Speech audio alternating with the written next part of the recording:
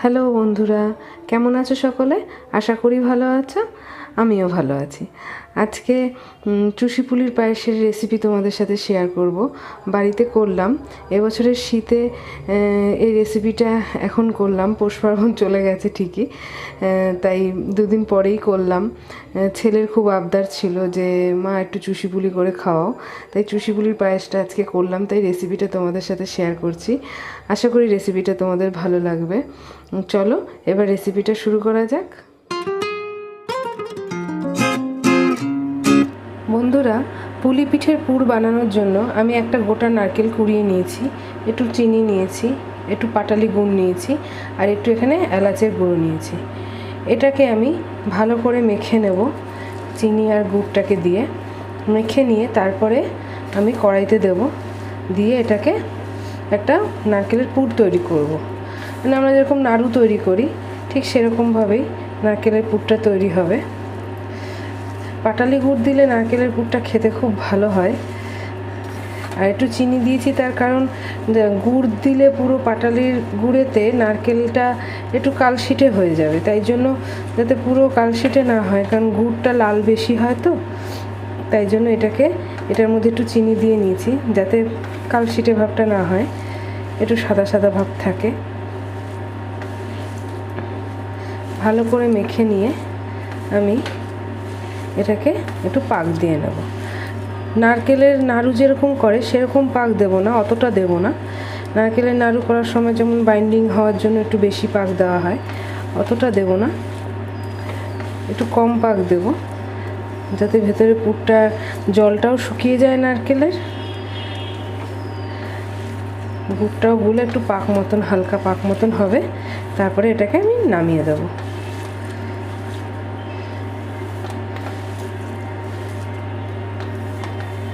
ভালো করে মেখে নিয়েছি। নারকেলের পাকটা হওয়ার পরে তারপরে আমি এলাচ গুঁড়োটা দেবো। কেউ চাইলে নাও দিতে পারেন, কারণ পাটালির একটা গন্ধ থাকে, এলাচ গুঁড়ো দিলে পাটালির গন্ধটা অনেকটাই কেটে যাবে। নতুন গুড়ের গন্ধ শীতকালে ভালোই লাগে, কেউ যদি চান দেবেন, না দিলেও হবে। আমার একটু এলাচের গন্ধ ভালো লাগে, তাই আমি একটু সামান্য অল্প একটু দেবো, যাতে একটু খেতেও ভালো লাগে, গন্ধটাও ভালো লাগে। এটা মাখা হয়ে গেছে। এবার আমি কড়াইটা জ্বালিয়ে নিয়ে এটাকে ওর মধ্যে দিয়ে দেবো। দেখুন বন্ধুরা, কড়াইতে মাখা নারকেলটা দিয়ে দিয়েছি। দিয়ে প্রথমে একটু ফুল আজে নাড়বো, যাতে ভেতরের যে গুড়ের যে ছোটো ছোটো টুকরোগুলো আছে যাতে সব মেল্ট হয়ে যায়। তারপর একটু কমিয়ে আস্তে আস্তে এটাকে পুর করবো। এই পুরটা দিয়ে আপনি পাটিসাপটা করতে পারেন, যে কোনো পিঠাতেই এই পুরটা দেওয়া যাবে।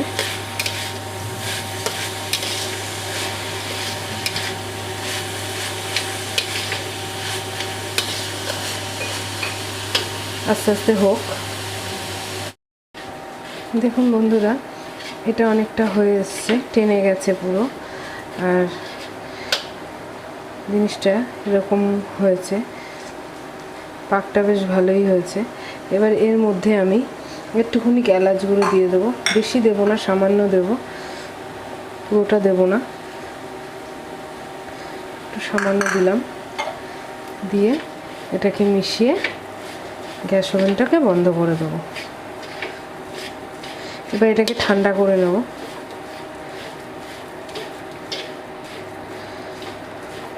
মেশানো হয়ে গেছে, গ্যাস ওভেনটা বন্ধ করে দিলাম।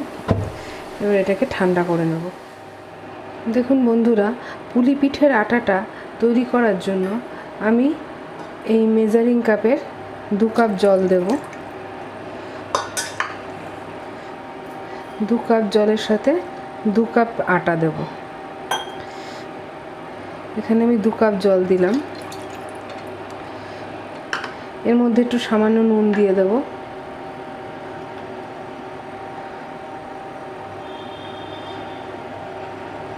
সামান্য একটু নুন দিয়ে দিচ্ছি, আর একটু সামান্য ঘি দেব।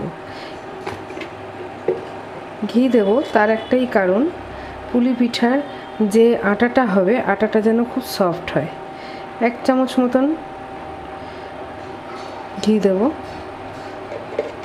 4 চামচের 1 চামচ ঘি দিলাম। এই আটাটা সফট হবে এবং পরে যখন পুলি পিঠাটা সিদ্ধ হবে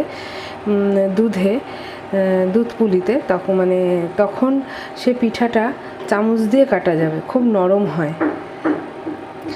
জলটা ফুটবে, তারপরে আমি এর মধ্যে আটাটা মিক্সড করব। বন্ধুরা, জলটা ফুটে গেছে, এবার এর মধ্যে আমি আটাটা দিয়ে দেব। আটাটা দিয়ে একটু নাড়াবো, জলটা যাতে মিক্সড হয়ে যায়। এই অবস্থায় আমি 10 থেকে 15 মিনিট এটাকে ঢেকে রাখবো। গ্যাস ওভেনটা এই সময় বন্ধ করে দেবো। 10 থেকে 15 মিনিট ঢেকে রেখে তারপরে এটাকে আমি একটু ঠান্ডা হলে আস্তে আস্তে মাখবো। একটু ঠান্ডা হোক। বন্ধুরা, এটা অনেকটা ঠান্ডা হয়ে গেছে, এবার হাত দেওয়া যাচ্ছে। এবার এটাকে আমি ভালো করে মেখে নেব। বরকে বলেছি মেখে দিতে, তাই ও মেখে দিচ্ছে। ভালো করে জড়ো করে মেখে নিয়ে এটা ভিজা ন্যাকড়া দিয়ে এটাকে ঢেকে রেখে দেবো। তারপরে আস্তে আস্তে পুলিগুলোকে বানাবো।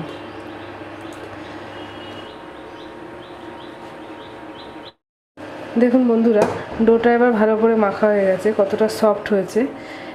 এই অবস্থায় ডোটাকে আমি একটা ন্যাকড়া ভিজিয়ে নিয়েছি, এই ভিজা ন্যাকড়াটাকে ভালো করে দিয়ে ঢেকে রাখবো, যাতে ডোটা একটু ভিজা থাকে, না হলে শুকিয়ে যাবে, জলটা টানবে। এই অবস্থায় ঢেকে রেখে দেবো। এরপরে আমি আস্তে আস্তে পুলিগুলোকে তৈরি করে নেব। দেখুন বন্ধুরা, দুধটা এখানে গরম বসিয়ে দিয়েছি, দুধটা ফুটবে, তারপরে আমি এর মধ্যে পুলিগুলোকে ছাড়ব। দুধটা ফুটুক, ভালো করে ফোটার পরে পুলিগুলোকে দেব। দেখুন বন্ধুরা, এরমভাবে আমি দুটো বানিয়েছি থালাতে, এরমভাবে লেচি কেটে নিচ্ছি। একটা হাতের আন্দাজ নিয়ে আমি কেটে নিচ্ছি।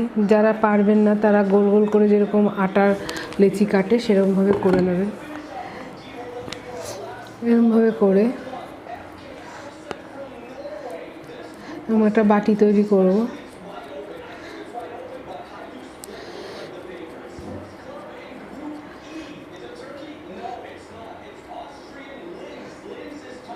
আগাগুলোকে একটু পাতলা করে দেবো, যাতে যখন ভাঁজ করব তখন একটা গায়ে লাগতে সুবিধা হয়।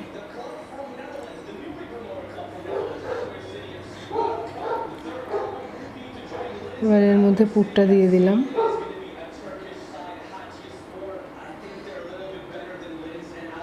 এবার এরমভাবে ভাঁজ করে নেব। আপনারা এরমভাবেও দিতে পারেন দুধের মধ্যে। যারা একটু ডিজাইন করতে চান তারা সামান্য একটু এই কোনাটাকে মুড়িয়ে দেবেন। আমি এই যে এরমভাবে নিয়ে এরমভাবে একটু মুড়িয়ে দিচ্ছি।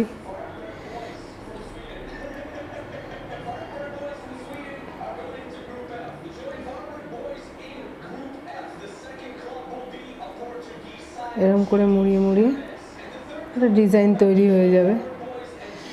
আর যারা তৈরি করতে পারবেন না, মনে হবে যে অসুবিধা হচ্ছে করতে, তারা এমনিই করে দিতে পারেন।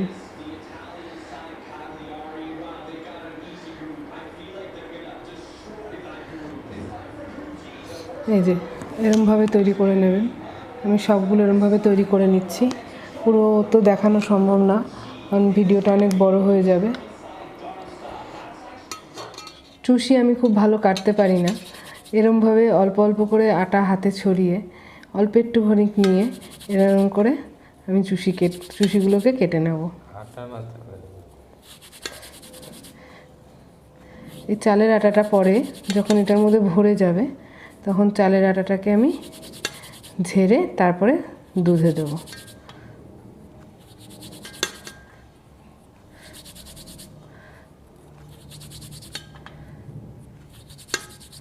এরকম করে সব চুষিগুলোকে আমি কেটে নেব। যে যেরকম ভালো পারবেন করবেন, আমি অত ভালো পারি না, যেরকম পারছি সেরকম করছি। আমার এটাতেই সুবিধা হয়। এরকমভাবে করে নিয়ে তারপর আমি বাকি পদ্ধতিটা দেখাচ্ছি। দেখুন বন্ধুরা, এইভাবে আমি সব পুলিগুলো তৈরি করে নিয়েছি, আর এখানেও চুষিগুলো করে নিয়েছি। যেরকম পেরেছি সেরকম করেছি, খুব ভালো পারিনি। যাই হোক, আমি আগে ইন্ডাকশানে এখানে আমি বসিয়ে নিয়েছিলাম দুধটা ভালোই গরম হয়ে গেছে, একটু ফুটবে, তারপরে আমি পুলিগুলোকে ছেড়ে দেব। দেখুন বন্ধুরা, দুধটা ফুটে গেছে, এর মধ্যে আমি চিনিটা দিয়ে দিচ্ছি। যারা গুড় দিয়ে করবেন তারা গুড়টা লাস্টে দেবেন, আমি এখানে একটু সামান্য গুড় ইউজ করব লাস্টে। এখন চিনিটা মেল্ট হবে, তারপর আমি এর মধ্যে পুলিটা দেব, পুলিগুলোকে দিয়ে দেব। একটু সামান্য দুধ তুলে নেব, এখানে একটু সামান্য দুধ তুলছি গুড়টাকে গলানোর জন্য। এই দুধটার মধ্যে আমি একটুখানি গুড় গলিয়ে রাখবো, যেটা আমি লাস্টে ইউজ করব।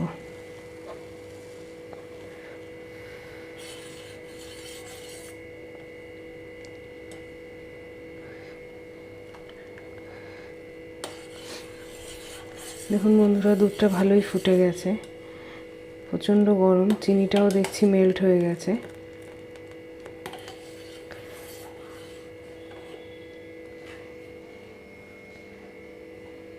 এবার আমি পুলিগুলোকে ছাড়ছি, একটা একটা করে ছাড়বো।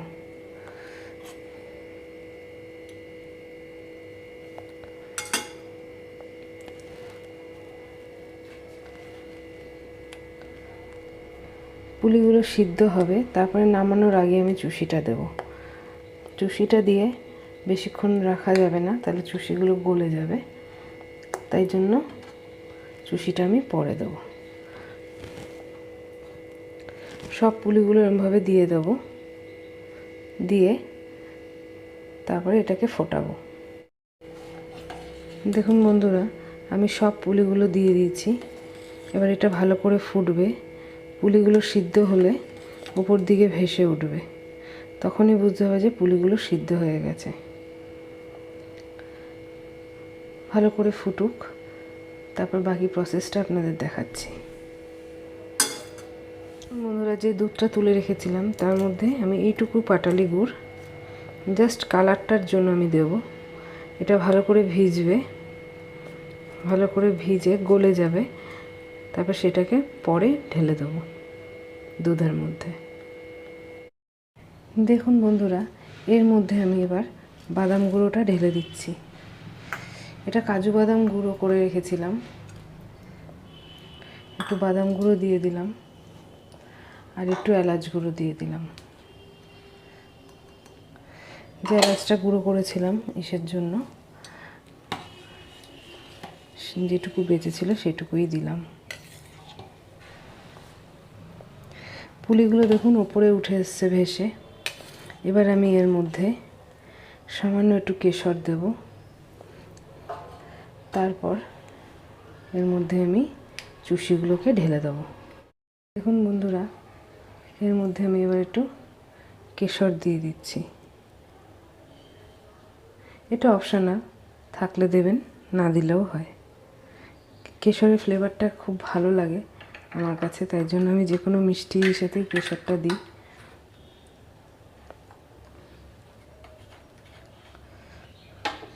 কেশরটা দিয়ে এবার আমি একটু নাড়িয়ে নেব। কেশর গরম দুধে ফুটতে থাকবে, ফুটলে আস্তে আস্তে দেখুন রং ছাড়ছে। যত দুধে থাকবে তত রং ছাড়বে। এর মধ্যে একটু কাজু বাদাম আর এলাচ গুঁড়ো দিয়ে দিয়েছি আমি, আপনাদের এখানে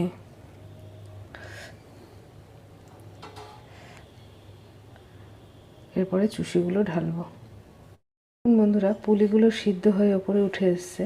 এবার আমি এর মধ্যে চুষিগুলোকে দেব। চুষি দিয়ে আর বেশি নাড়া যাবে না, কারণ চুষিগুলো এখন ছোট, নাড়লে পরে চুষিগুলো সব ভেঙে যাবে। এরকমভাবে সব চুষিগুলোকে দিয়ে দেবো। দুধটা একটু ইসে হবে, মানে ঘন হয়ে যাবে চুষিটা দেওয়াতে।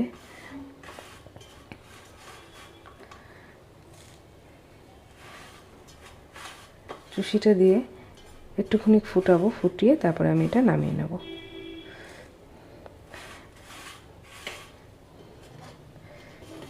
যেটুকু চালের গুঁড়ো ছিল চুষির মধ্যে সেটুকু পুরোটাই দিয়ে দিলাম।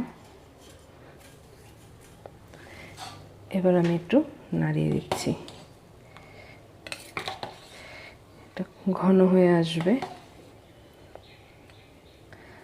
আবার একটু ফোটাবো কিছুক্ষণ, ফুটিয়ে তারপর আমি নামিয়ে নেব।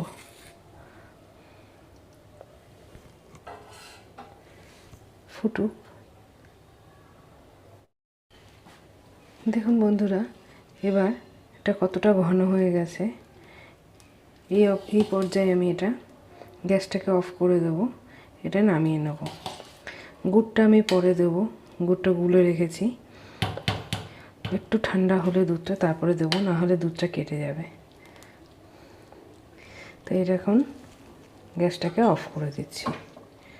এটা অনেক ঘন হয়ে যাবে, ঠান্ডা হলে আরও গাঢ় হয়ে যাবে।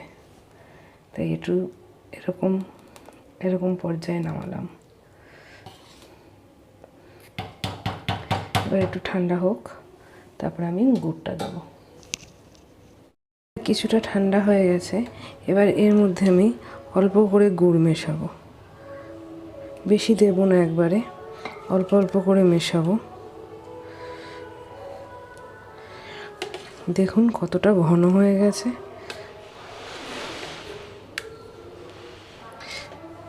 মিষ্টিটা যার যার নিজের ওপরে, আমি খুব বেশি মিষ্টি খাই না, তাই অল্পই দিয়েছি।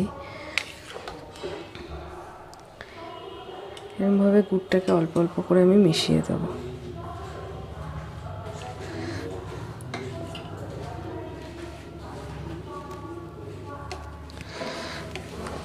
গুড়টা মেশানোতে কালারটা কি সুন্দর চেঞ্জ হয়ে গেছে, দেখতে খুব সুন্দর লাগছে, খেতেও খুব ভালো হবে। এটা পাটালি গুড় আমি মেশাচ্ছি।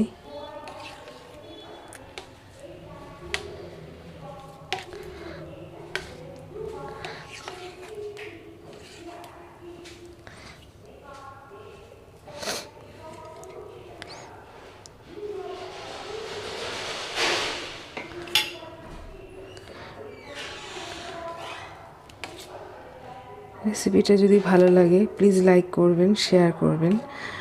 আমার চ্যানেলে যারা নতুন বন্ধু আছো প্লিজ চ্যানেলটাকে সাবস্ক্রাইব করে দিও। আমি এবার এটাকে পরিবেশন করব।